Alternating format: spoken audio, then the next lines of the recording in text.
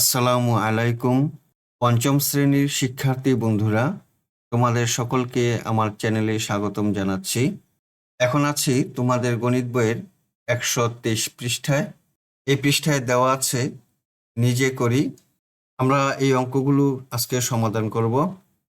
বন্ধুরা, তোমরা যারা আমার চ্যানেলটি সাবস্ক্রাইব করনি, তারা সাবস্ক্রাইব করে আমার চ্যানেলের সাথে থেকো। আর যে সকল বন্ধুরা সাবস্ক্রাইব করেছো তাদেরকে অশেষ ধন্যবাদ। 1 নম্বরে সঠিক উত্তরের পাশে টিক চিহ্ন দেই। 1 দৈর্ঘ্য পরিমাপের ক্ষুদ্রতম একক কোনটি? Metre, millimetre, centimetre, hectometre. এখানে দেখো দৈর্ঘ্য পরিমাপের বিভিন্ন এককগুলো দেওয়া আছে। সবচেয়ে বড় হলো কিলোমিটার এবং সবচেয়ে ছোট হলো মিলিমিটার। তাহলে আমরা বলতে পারি যে দৈর্ঘ্য পরিমাপের ক্ষুদ্রতম একক হলো মিলিমিটার। সঠিক উত্তরটি হবে খ, মিলিমিটার। 2 নম্বর, আয়তাকার একটি খেলার মাঠের দৈর্ঘ্য 50 মিটার এবং প্রস্থ 30 মিটার। অপর দুই পাশের মোট দৈর্ঘ্য কত মিটার? এটি হলো একটি আয়তাকার খেলার মাঠ। এর দুই পাশের দৈর্ঘ্য 50-50 এবং প্রস্থ 30 এবং 30। এর এক পাশের দৈর্ঘ্য 50 এবং প্রস্থ হলো 30, যোগ করলে হয় 80। তাহলে অপর পাশের দৈর্ঘ্য 50 এবং প্রস্থ হলো 30, যোগ করলে হয় 80। সঠিক উত্তরটি হবে ঘ, 80। 3 নম্বর, আরিফের জন্মদিনে 1 কিলোগ্রাম ওজনের একটি কেক কেটে 10 জন বন্ধুকে খাওয়ানো হলো। প্রত্যেক বন্ধুর ভাগে কতটুকু কেক পড়ল? 1 কিলোগ্রাম সমান 1000 গ্রাম। 1000 গ্রাম কেক 10 জনকে ভাগ করে দিলে প্রত্যেকে পাবে 100 গ্রাম। আমরা জানি 1 ডেকাগ্রাম সমান 10 গ্রাম। তাহলে 10 ডেকাগ্রাম সমান 10 গুণন 10 অর্থাৎ 100 গ্রাম। যেহেতু এক একজন বন্ধু 100 গ্রাম করে পাচ্ছে, আর 100 গ্রাম মানেই হলো 10 ডেকাগ্রাম, সুতরাং সঠিক উত্তরটি হলো গ, 10 ডেকাগ্রাম। 2 নম্বর, রাজুর উচ্চতা 1.35 মিটার এবং তার ভাইয়ের উচ্চতা 9.6 ডেসিমিটার। তাদের দুইজনের উচ্চতার পার্থক্য কত সেন্টিমিটার? রাজুর উচ্চতা দেওয়া আছে 1.35 মিটার এবং ভাইয়ের উচ্চতা 9.6 ডেসিমিটার। তাদের দুইজনের উচ্চতার পার্থক্য সেন্টিমিটারে প্রকাশ করতে হবে।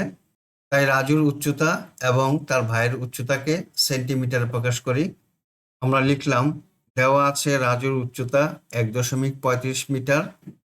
আমরা জানি 100 সেন্টিমিটার সমান 1 মিটার। মিটারকে সেন্টিমিটারে প্রকাশ করতে হলে 100 দিয়ে গুণ দিব। 1.35 গুণন 100 সেন্টিমিটার, গুণফল হলো 135 সেন্টিমিটার। ভাইয়ের উচ্চতা দেওয়া আছে 9.6 ডেসিমিটার। ডেসিমিটারকে সেন্টিমিটারে প্রকাশ করতে হলে 10 দিয়ে গুণ দিতে হবে। 9.6 গুণন 10 ডেসিমিটার সেন্টিমিটার হলো গুণফল 93 সেন্টিমিটার। তাদের দুইজনের উচ্চতার পার্থক্য 135 থেকে 96 বিয়োগ দিব। সুতরাং তাদের দুইজনের উচ্চতার পার্থক্য 135 বিয়োগ 96 সেন্টিমিটার সমান 39 সেন্টিমিটার। উত্তর 39 সেন্টিমিটার। 3 নম্বরে, একজন দর্জির কাছে 375 ডেসিমিটার কাপড় আছে।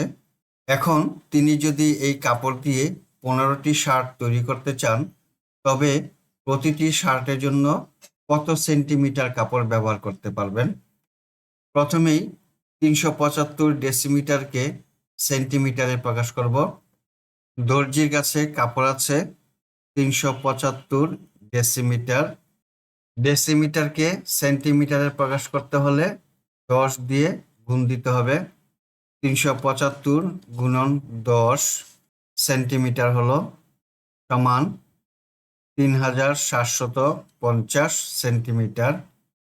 3750 সেন্টিমিটার দিয়ে 15টি শার্ট তৈরি করবে। প্রতিটি শার্টের জন্য কত সেন্টিমিটার কাপড় লাগবে?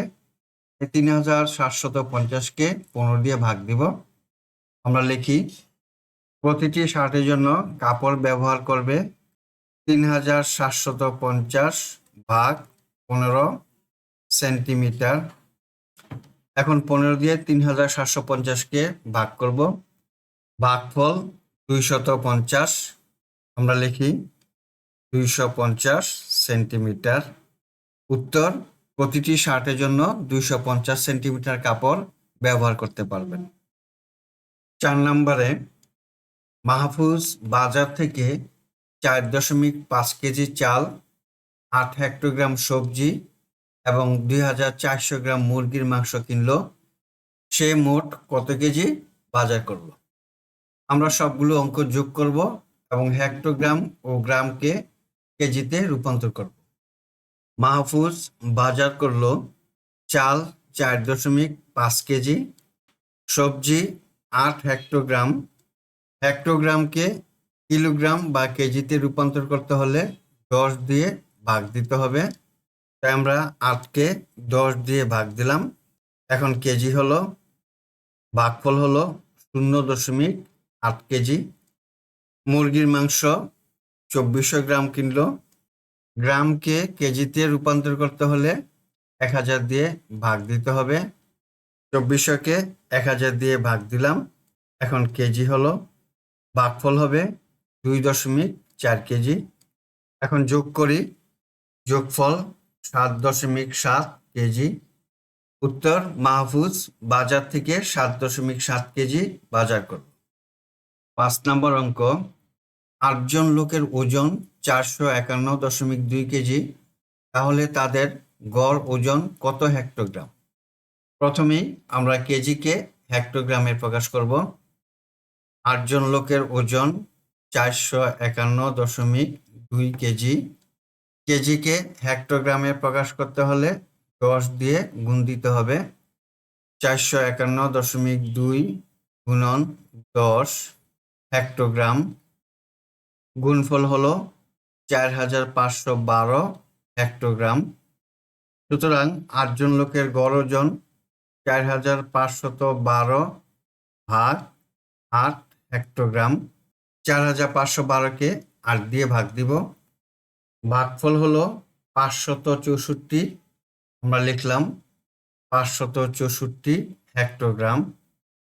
উত্তর, গড় ওজন 564 হেক্টোগ্রাম। বন্ধুরা, এতক্ষণ আমরা 1 থেকে 5 পর্যন্ত অঙ্কগুলো সমাধান করলাম। আগামী ক্লাসে 6 নম্বর থেকে অঙ্কগুলো সমাধান করব। আজ বিদায় নিচ্ছি। আল্লাহ হাফেজ। আসসালামু আলাইকুম ওয়া রাহমাতুল্লাহ।